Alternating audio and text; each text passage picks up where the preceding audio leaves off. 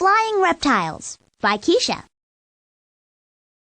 You might think those reptiles flying overhead are dinosaurs, but they're actually pterosaurs. Some pterosaurs live near oceans, some live near lakes, and a lot of them ate fish. And even though they had wings and flew, they did not evolve into birds.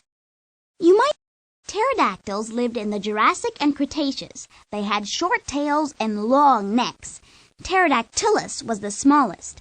Its wings were less than 3 feet across. Quetzalcoatlus was the largest, with wings almost 35 feet across. Ramphorhynchids lived in the Jurassic period. They had long tails that helped them steer. Studies of their skulls show that they probably had excellent eyesight, but a poor sense of smell, just like birds.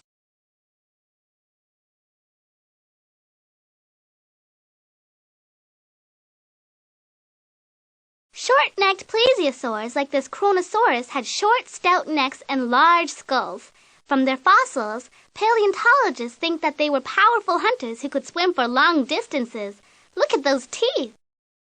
No dinosaurs lived in the oceans, but some very large reptiles did. These reptiles were as important to the sea as dinosaurs were to the land.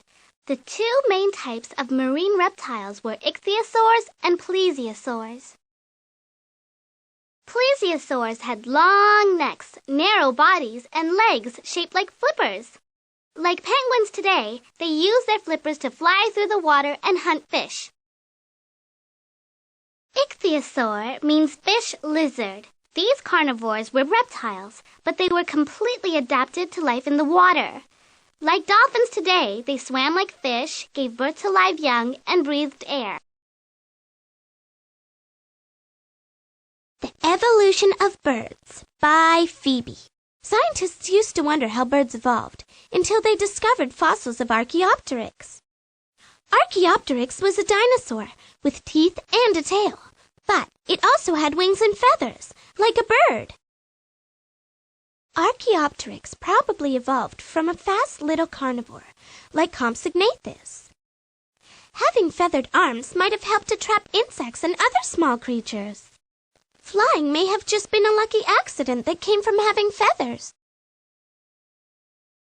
Large sauropods by Tim. Diplodocus, at 90 feet long, used to be the longest dinosaur we knew of. Brachiosaurus, at around 55 tons, used to be the heaviest known dinosaur. But now paleontologists have discovered Argentinosaurus. It was 115 feet long and maybe weighed 100 tons. These huge herbivores were the largest land animals that ever lived. Sauropods lived everywhere in the world and existed from the early Jurassic to the end of the Cretaceous. Sauropods probably had to eat constantly. They stripped leaves from branches and swallowed them without chewing. The unchewed leaves were ground up by rocks in their stomachs.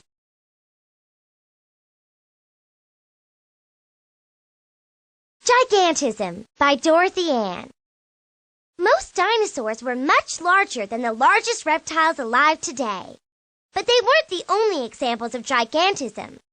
The Mesozoic era also had 50-foot-long sharks and 40-foot-long alligators. In prehistoric times, some species grew to be very large, much larger than the same types of animals are now. This is called gigantism. A species doesn't get gigantic overnight. It has to live in an ecosystem that has room for a creature that big, enough to eat, and not too many predators. Even then, it may be millions of years before the species develops. Even though some dinosaurs did get to be huge, most dinosaurs were not very gigantic. Some were only people-sized, like Rheoerebasaurus, and some were even as tiny as a cat, like Lasutosaurus. Cold-Blooded or Warm-Blooded by Carlos. How did the dinosaurs stay warm? Did they generate their own heat like mammals? Or did they rely on the sun like reptiles do today? Scientists aren't sure. Warm-blooded creatures don't need the sun to warm up, so they can be active at night and in the cold. Cold-blooded creatures slow down as their bodies cool down. This means they can only move quickly when it's warm. Some scientists believe that dinosaurs were warm-blooded because they acted so much like mammals. They lived in herds, hunted together, took care of their young, and grew up very fast, just like mammals do today. Some scientists believe that dinosaurs were cold-blooded because they were reptiles. Like reptiles, dinosaurs have small brains compared to warm-blooded creatures of the same size. And the answer is... The answer might be that some dinosaurs were warm-blooded and some were cold-blooded, and probably somewhere in between. But we'll never know for sure, unless someone can find a time machine and a really big thermometer. Any volunteers? Dinosaur Myths by Keisha. Myth: sauropods lived in lakes. Myth: dinosaurs were sluggish. Myth: dinosaurs were stupid. Fact: we don't know everything.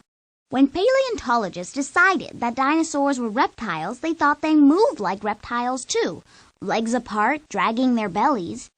But studying their tracks and skeletons told scientists that dinos stood upright, kept their tails off the ground, and that some could run very fast. Scientists used to think that sauropods like Apatosaurus were too heavy to stand up on land and had to live in lakes. Now we know that if they stood in water up to their necks, the water would squeeze their lungs so hard that they couldn't breathe. Dinosaurs did not have very big brains, but that doesn't mean they were stupid. Some cared for their young, and others cooperated to hunt together. And after all, they did survive for 160 million years.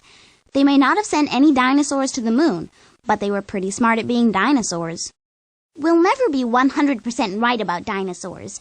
Some things we think are true may turn out to be false. But that's the fun of science. No matter how much you think you know, there's always new things to learn.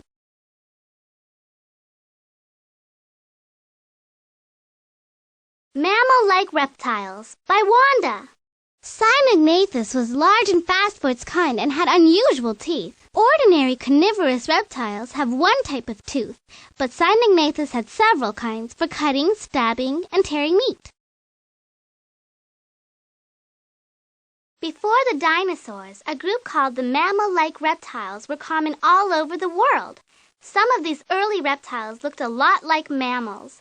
Most died out before the dinosaurs arrived, but their relatives evolved into the mammals we know today, like squirrels and rabbits and gophers.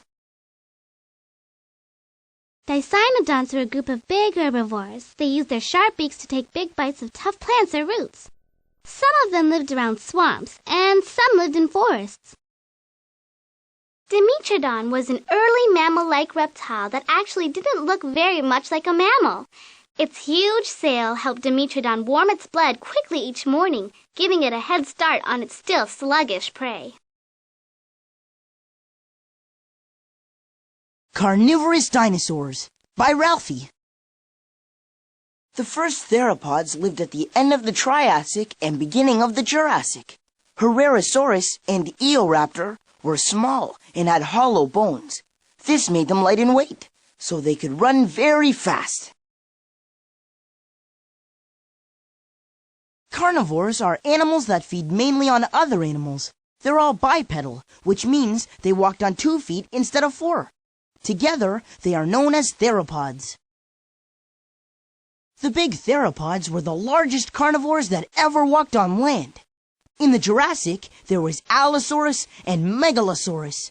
And in the Cretaceous, there was Tyrannosaurus, Albertosaurus, and Giganotosaurus. Another group of theropods, like Troodon and Gallimimus, had the best developed brains of all the dinosaurs. They also had excellent hearing and a special type of eyesight called stereoscopic vision.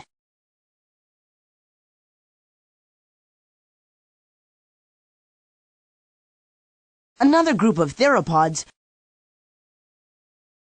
Good Guesses by Dorothy Ann.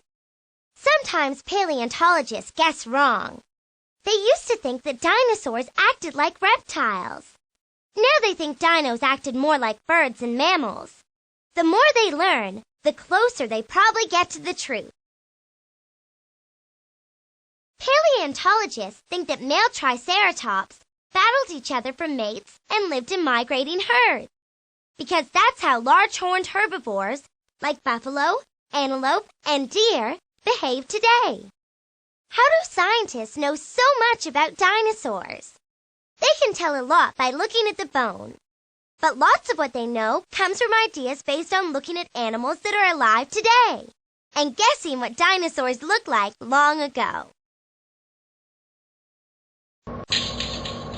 Welcome back to the Backbot Dinosaurium.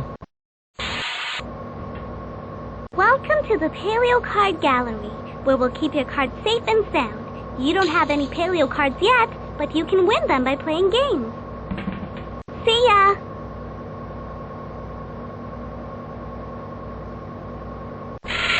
If you think Carlos knows some terrible jokes, you haven't heard Dina and Sarah, the best of the nest.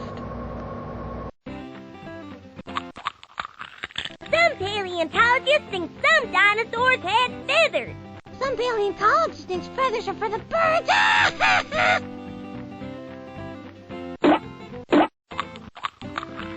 The Ankylosaurus was heavily armored and had complex nasal passages, so they were like tanks with trumpets. Attention!